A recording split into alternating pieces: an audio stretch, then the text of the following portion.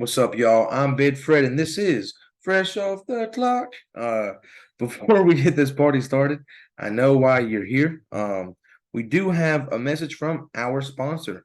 Big shout out to Culture Grill and Cantina, now located in Bluefield, Virginia, right beside Truist. 504 Commerce Drive, Bluefield, Virginia. And with that being said, today is Taco Tuesday. So with today being Tuesday, you can go in there and get yourself either a beef or chicken taco for only $1.50. Go eat to your heart's content. And we're back with some fresh off the clock, and this week we got a good one. Bluefield High School legend, All-American, Gatorade Player of the Year, UVA defensive legend, and former New England Patriot, Bluefield's own, Yubrenal Isabelle. Let's give him a round of applause, man. Appreciate you coming on, man. That's what's up, bro. Thank you, bro. You went too far. You make an old man feel old, man. I got you. Now, before we hopped on here, you did mention that you were from down the road. I know that you played in the early 2000s. I can't remember when that flood hit, but did that flood kind of push you up the road? Well, no, my mom and my dad are from Kimball. So I'm originally from Bluefield, Virginia. That's my birthplace. I actually grew up right out there by Mercer Mall, which, that's led me to go to Bluefield High School. But just my background and my heritage, I'm an all around. I always tell the people that, I'm a mixture of the whole area. I lived in Green Valley, which, that's closer to the Princeton Bluefield line. Then I grew up in Bluefield, Virginia. That's my root. And then, my family comes from down the road. So I'm like the hybrid that comes from all climates of the area, brother. So I'm a person that's been a part of it all, man.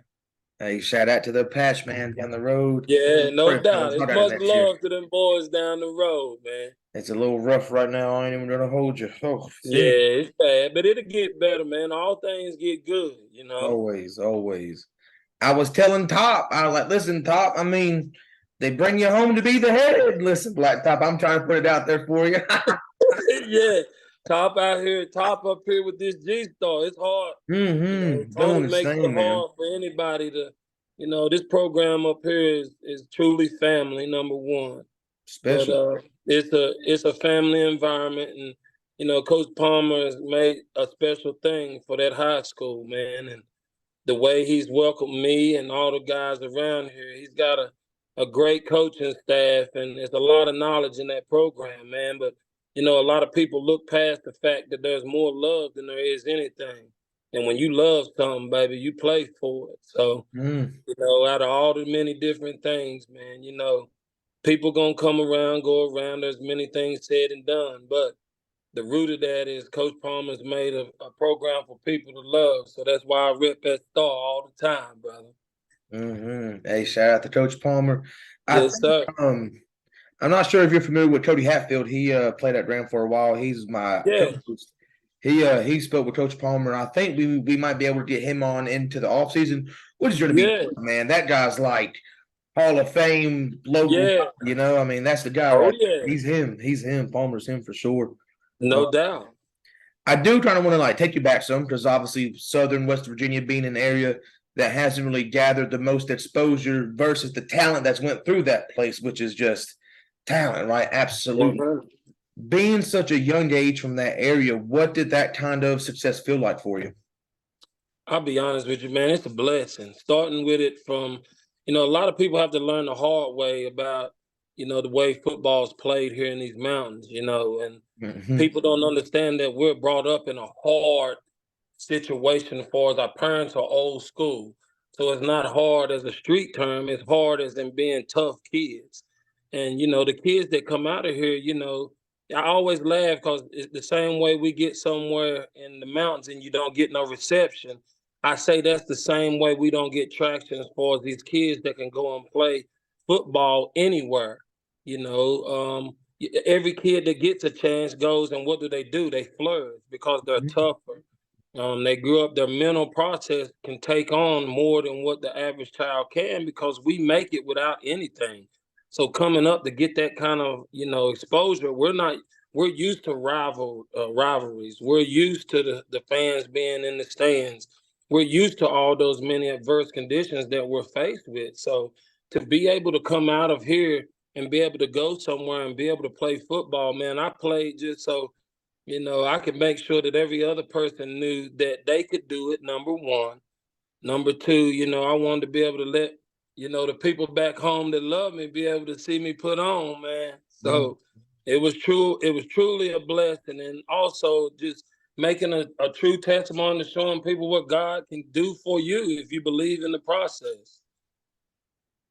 Hey, shout out, man. And so you committed to Tech first, and then you switched over to UVA. What influenced that? By me going to Virginia Tech was something to be home. My mom was diagnosed with breast cancer. Oh, And when she got breast cancer, for me, it was to be something, I went and I visited a ton of schools, man. She wanted me to, get out and go and see the world, basically, and my mom's job that she had before she passed, we traveled each year. So we was well traveled, but she wanted me to go to also be able to go to school somewhere that I felt comfortable. But as my mom got more ill, I wanted to be at home. Tech being 45 minutes away up the road was kind of like that's the best fit. I could always be home.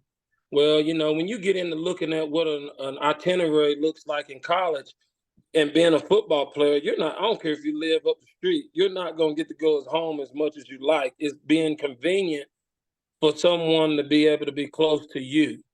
So UVA, my dad's brother he went to school. He was right there beside the school in Charlottesville. Also, my mom was getting her treatments done in Charlottesville at the UVA hospital. So at the time, my mom was there in the hospital. So for me, it was like, wait a minute, we got to rethink this once we kind of saw the itinerary of being like, okay, we're at the end of her life, which we didn't want, but we kind of was looking at it in her being being ill. She had already been 8 years fighting breast cancer. And the doctors were kind of saying, that there wasn't much that she could do. Well, being at UVA, getting her treatments, the doctors were saying, we'll be able to take care of your mom, get her to the game. She'll have all the treatment we need to mhm. see you play for her days that we can get her to be able to live longer and also be able to say that she can be able to go if we can get her to have enough medicine to get where she can go watch you play also. So, and also if things were to go left as they did, I had someone there, which was my uncle, that I could lean on. So that's what directed. Everybody looked at like, oh, I backed out and went somewhere else and I wanted to go here and do that. No, I was at that age of being, 17 years old, and I had to make decisions that was based on something that was able to be able to let my mom come and see me. And that's what made me go from Virginia Tech and made me go to UVA. I got you. I mean, that's a testament to what you just said 5 minutes ago about being at a young age, being children, having to make grown man, choices, and that's about as grown and about as life does get. Yeah, man, it's Um, it's life puts things on you sometimes to get you. That's why I say you stay prayed up, man. And as we get further in this, I give you more testimony. But hey, it was one of the, it's no shade at Virginia Tech. That's one of the best schools that a player could ever go and play for. But the best thing for me at that time, as in being Yubrenal Isabelle, was to go to the University of Virginia and be a Cavalier. And I'm glad I did. It was one of the best mhm. decisions I ever made. I mean, you're one of the most decorated linebackers in the school's history and its long history. Do you ever get a chance to go back often? Do you ever go to any of the games, events, or anything? Man, I started out when we first left her. I would go back. I always trained there when I left, and I was trying to go with the NFL, trying to make it and stay a part of it. I would always go back. Now we got to look at it from this side. You're looking at a guy that on my body, I've had 20 some surgeries. So I always went back to UVA, to try to get my treatment, to get the work done on my body. I've always been a part of that university. As I've grown older, you go around things, and while I'm trying to find my path, went back to the school. As time went, we they changed coaches and different programs and things came in, and different regimens, and it kind of like steered us away. But the past 2 years, I would like to say, they've really stepped up to want the alums around.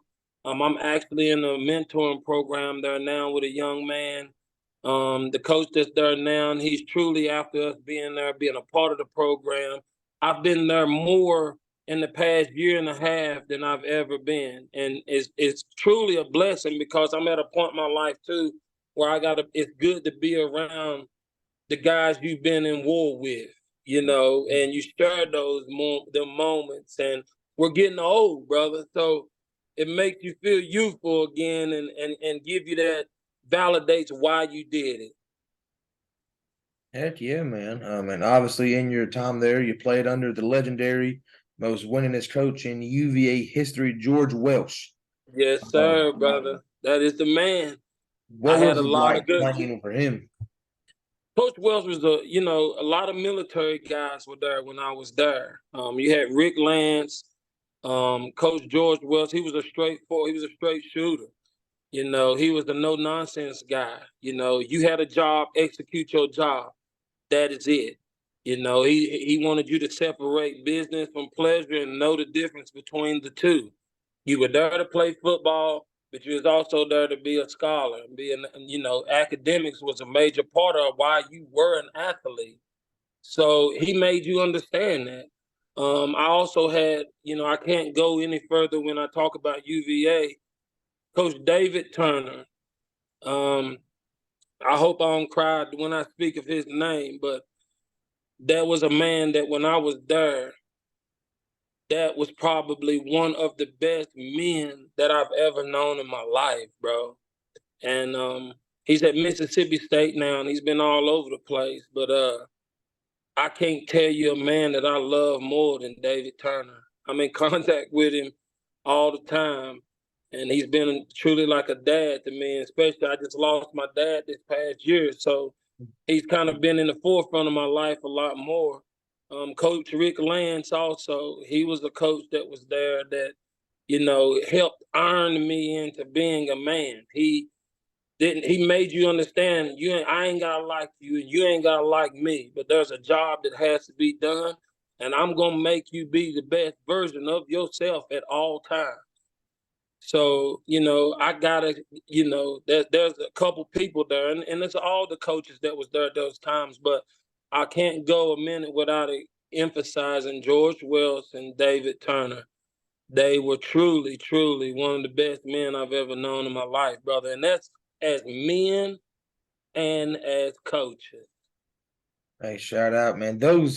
I was just telling Top, man, when I was at Mountain View, we didn't win state championships, but the men in that locker room and just those are the guys that literally you're sitting here 20 years and you're still like those are the guys that just leave that lasting impression forever. He'll always be. He'll always be. That's everything, bro. It means, Coach Jeff Boyle. Let's just bring him up for a minute. My style of coaching, everything that man's taught me, the way that man loved me as a person. Coach taught me life and taught me how to use life as the game and how the game teaches you life. And that's coming from Bluefield High School, Bud Steckline. Those guys were guys, Charlie Angel. These are all coaches, that help shape the guy that you're looking at now, but leaving out of Bluefield High School, definitely going toward, UVA, Jeff Boyles, and even to the day that Jeff left, he has been one of the most influential people that I've ever known in my life as a man. As a coach, I still try to carry on the things that he taught me. And as a coach, those are the things that I want to relate to the young men that's down there. And that's what makes Graham High School so good. It's about life. Yeah, we're winning, but you got to understand what's the formula. The formula comes from building from the foundation and going forward and showing these boys that somebody loves them, good or bad, but there's a difference. It's business time and it's pleasure time. Separate the two. Man, mic drop. I got you, man. Now, also, you played with a few guys too that was on the team. A particular one, which he was a freshman when you were there, Matt Schaub. That was a Yeah, cool name that kind of stuck out to me. When you saw yeah. him in practice, was he a guy that kind of orated like, "Hey, I'm him"? Man, listen, when I went there, let when we leave and we go to UVA, when I stepped on there, there's a name as a linebacker named Wally Rayner. All right. Anybody look up Wally Rayner, I'm gonna give people a little homework. That man was a rock. You understand what I'm saying? He actually had rock tattooed on his body.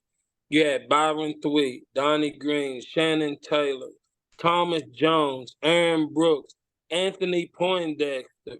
You know, and the list goes on. I mean, all the partners that we came in that whole year, that class that came in with myself down there, look up them names: Womack, Jared Woodson, Billy Baber, Chris Luzar. I mean, the list goes on, and there's so many different guys down there that you got to look at, all in hers. I can't name them all, and they'd be mad at me if they saw this and I didn't name them. So I'm talking about all the UVA family that I gained when I came there. But it was a war, brother. It was you had all these different guys coming from their state coming to play football. But once again, we was all the accolades that I was able and blessed enough to accomplish here. People kind of looked at me like, who is this guy? We ain't never heard of you. But it ain't take but a few snaps for people to understand that, you Mm. know what I mean? That we on the map around here, and if you come through here, there's gonna be something handed out to you that you might not like, So it was truly a blessing to be, Wally Rayner taught me a ton at linebacker. Byron Thweet and Donnie and Shannon, Mo Anderson, Johnny Shivers, God, Antoine Harris. I mean, I wish I could name everybody, man. I'm kind of on the spot with it, but that UVA, you look at the roster those years, and you look at the names that was on there that are ball players, bro. I would never go to war with another man, and we made stuff happen while we were there too. And my biggest thing, at that moment going forward, which I'm glad I did as an old man now looking back, but when I was there, I had to prove every day that there was nobody gonna be hitting harder than me, bro. And I know everybody. You had your speed guys, you had your, athletic guys, you had the guys that was just, the big boys up front. But being classified as a middle linebacker, I took that as, if we go into the stadium and we walk in there and your middle linebacker ain't handling business, somebody gonna put you on a snow cone, brother. You know what I'm saying? Mm-hmm. So as you come into the stadium, I had to let you understand that I am the definition of what our defense is getting ready to do to you, and that's bring pain. So that's where we come with it. So that was my mentality of who I am now as a man, and I still live by it today.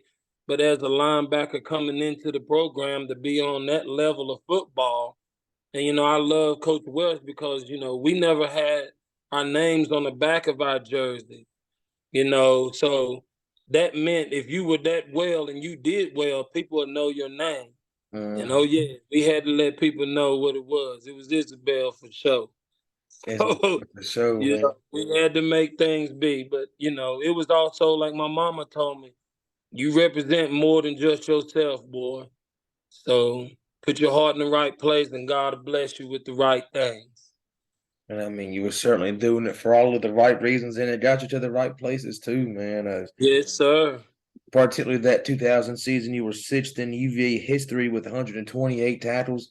That means anytime someone crossed that line, you were on them, right? I mean, just every. Well, bro, we once again, brother, that was just trying to be the best you could, my man. You know what I mean? And to be at a school where you had James Furrier, Sharper, them two of the most legendary linebackers that come out of that school, to be able to put your name up in the category with those guys, man, like, it's truly a blessing, bro. To even do this with you tonight and to hear those type of things again, that's crazy, man. It's good to look back and seeing that you had some form of impact, and what you did with your body, particularly in my case, didn't go in vain. And then you took the next step and you had a brief stint with the New England Patriots. What was Yeah. that just environment like? Like one more time, just being from Bluefield, like, and now you're here, right? Like you've actually made it. What did that feel like for you? Man, I'm gonna be honest with you. Even to this moment, I think people don't realize like that it's a surreal thought. Um, being a kid that comes out of Mitchell Stadium, and having the opportunity to walk in the Foxborough Stadium and be in the locker room and be a part of the bus pulling in, and being able to go in there and talk to the many different people that are behind the scenes, and just the act of knowing the familiarity that becomes a part of the process to get you to where you can go to get on the field. The people that's laying out your stuff for you, people clapping, applauding your name. They don't even know who you are, but they know you're in uniform.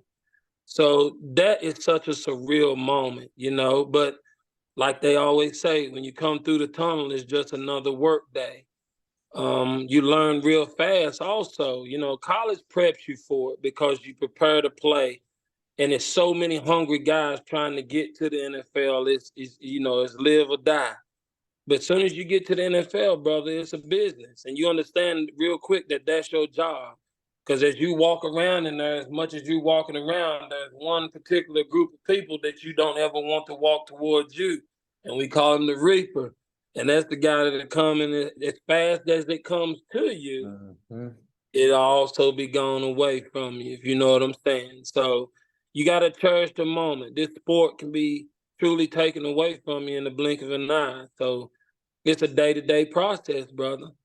I got you. And then I know I've really been having you dig at that memory the entire time. So I'm gonna just sort of come to what's going on now. You're a part of the APC, the Appalachia Prep Combine, which is one of the biggest exposed high school ranking things on the entire East Coast. How did you get involved with that? A couple people reached out to me. I was actually living in Princeton at the time, and I had a couple people reach out to me and said that they was trying to do some stuff for the kids. And anything for the kids, brother, I'm all in. So, there was kind of just, once again, a community of people that I know that, touch around and they know who you are and know you, and they tap and say, hey, man, such and such wants to meet with you and be able to get you to come around and help the kids. So, like I said, if it comes to children, bettering them, and also making them be better than we were, being better than I was, that's my mission. I want the kids to, number one, believe. Number two, they can always go forward and it can be done. But when you get to a certain level, people like to think that they can judge these children and say what they can and what they can't do based off them watching YouTube or who they knew or what somebody else said. If I had listened to what people said, I'd have never made it out of Bluefield High School. But look how far I was able to go. You see what I'm saying? And better yet, to get an education from UVA. See, not only, let's not talk about just the athletic side of it. I was able to graduate from UVA in 4 years with a degree also. I also went there and was a true freshman. So for people to say you can't walk on the field, I came right up there from Mitchell Stadium, went to the University of Virginia, and became a true freshman right out the box, 17 years old. I turned 18 in August going into that season. So it can be done. Those defeats that I would like for people to see is not so much the stats, it was the belief process that I had in myself. And I want all the athletes, as we get older, we want to give them the real behind the scenes feeling of what it's like. It's like you having to believe in you the whole way. You have to have that really true love of the game for yourself, because nobody's going to get up with you and go to the morning workouts. Nobody's going to be with you and want to talk to you when they talk bad about you in the paper. Or they ain't going to be with you when they're talking bad about you in the stands. So you got to be a person that truly loves you. And once you learn the process of learning you and going after your dream, that dream was your dream. It wasn't meant for everybody that's sitting around you. Their dream different. from you. So my word to everybody is keep your mental right. Once you can stay in, I struggle with that even now. Like talking to you has brought back so many good things. But my whole mission is to show kids that they can be better, and their dream is their dream. It's not meant for no one else. They can accomplish whatever they want, as long as they stay focused and be able to go out and talk to the people and gaining information on what it takes to get there is one part of the process. But the greatest process is putting in work and having faith in the things that you're wanting to do in that. Hey, listen, all you young guns, there's a few of you that do watch me. Game is free, so listen. Game is free, man. So listen for real. Yeah, We bro. putting everybody on right now, man. No doubt, bro. And these young men need to listen, man. What you're doing is such a great avenue for people, man, and it's truly a blessing. Trust me.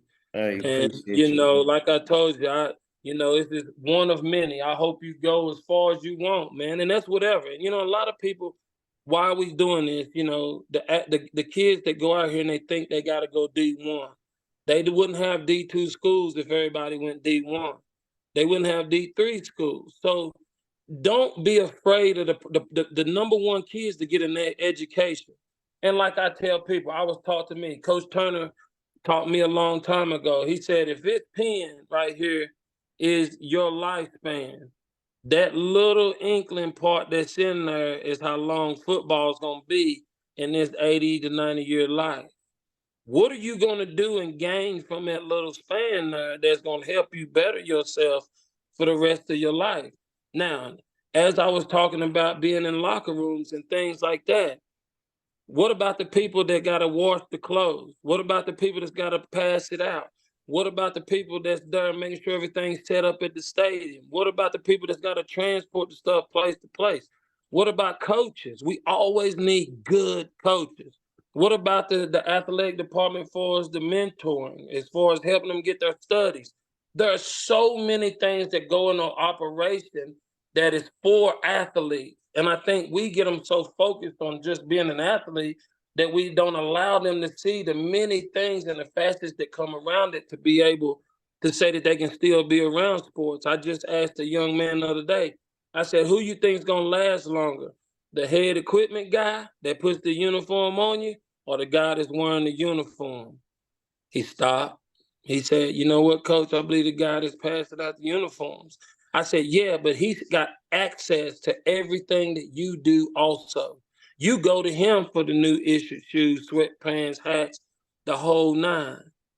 So if you don't, is it a failure that you're still there? See what I mean? Like, there's still a process to be around the game, even if you're not part of it. Don't allow yourself to be X'd out just because you're not the guy that's out there playing. If I could ever go back and change anything I do, I would have truly got in the behind the scenes aspects of the football game 10-1 more. Hey, man, dude, that was fire right there. Listen, I'm over writing down notes for real. No. I mean, I'm cooked with a blown out knee, but listen, let me get behind a wall or two, No, Yeah, bro, it's your dream. People got dreams and they give up on them because of what we've been programmed to think. And my whole mission, especially in my life, I've been blessed to be a part of a lot of things. I've also been blessed to go outside of football to make a living and to be able to provide for my family. But, ultimately, I would love for, as I look back at it and I look at the things that I should have done or I wish I could have done more of, and being back around the school the way that they've got alumni association for us to come around and being with these kids and seeing the process, the stress that they take being athletes is uncanny. And, I don't think people value what our athletes do enough. These high school kids, they growing up with cameras in their face, cell phones around them. They got to get their lessons, but yet they still young, wanting to hang and, but yet they still got to go out there on Friday nights. But yeah, everybody makes mistakes, but when they make a mistake, people jump on them and want to just throw them and cast them away. And I think that's a bad narrative to put on these young men. These young men take on 10 times more than just the average student. And, giving a big shout out to the ones that are just students too. It's not knocking them. It's just saying, much is required of these young men. So they're young men. They're babies too. So let's not be so judgmental as adults as if we never made mistakes. I think we forget that, and then we want to cast stones. So pick your stone up, put it in your own garden, and let these young men grow. Bro, my man's a walking quote, ain't he? What? No, no, bro. Don't put that on me, man. I hope, like I told you, this is the first time I've been on. And, Top is a wonderful man. He's Shout out to Top, family. for real, man. So, Mhm. I'm so appreciative of his moment. So let's go, baby. Let's make it happen, man. I'm gonna speak my truth, brother. And so, with you coaching, what's it like being able to coach your son? That's to be just a surreal moment, right? Well, I tell you this. Let me get you to this, my man. And first and foremost, I got there at Graham before my son even got there. Every one of those young men on that team are my son. Let's get that right. And number two, let's look at it from this perspective. Do you know how good it is to coach with people that you love? Tony Palmer's been a guy that was ahead of me that, to be with family, bro, to be with Kelvin, to be with Billy Banks. Coach Snake reminds me of Rick Lance. That's a coach I had that was hard on me when I was in college. To be able to be around him and learn from him. Coach Bradshaw is in Rex and, Clifton, Poopy, we know him, Reed and Mike Horton and learning to be a walk around and look like a superhero all the time. To be around, John. John just came on this year, but he's a military guy. Salute out to all the veterans out Happy there. We Veterans Day, cannot bro. thank you enough. So thank you guys. But to be around these guys, first and foremost, there's nothing better to me than to be in a room full of your brother. You understand? So when you got that kind of love for me I've bounced around and searched to try to fit in and to do all these different ways of life. But then when I come home, you fit right in because you're at home with your family. That's the greatest asset that I've gained there. To also be able to say, well, okay, my biological son, to watch him grow, to watch him become the man that he wants to be is no different than any other kid I'd ever touched, brother. I teach him the same principles that I speak true every day. There's not one child in that program that I don't tell I love at the end of every single day. That's not just for me to say this on this show.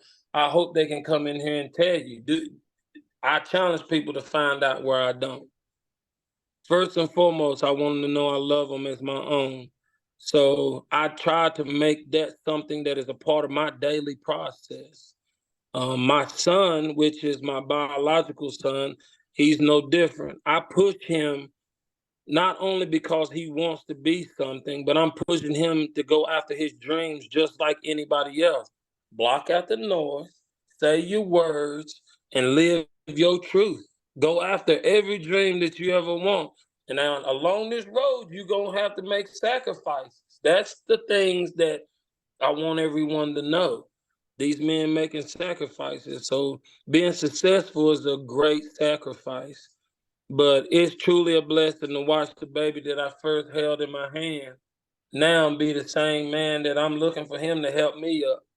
So it's truly an honor, my man. I wouldn't trade it for the world. Dude, heck yeah, man. I hate to be the bearer of bad news. I got the free Zoom. I ain't paying for it until we get paid for this podcast, but we're running out of time. We got 4 minutes and 31 seconds left, man. You, Brindle, dude, listen, this was a great time. No doubt, brother. Appreciate you coming on, bro, for real. No doubt, bro.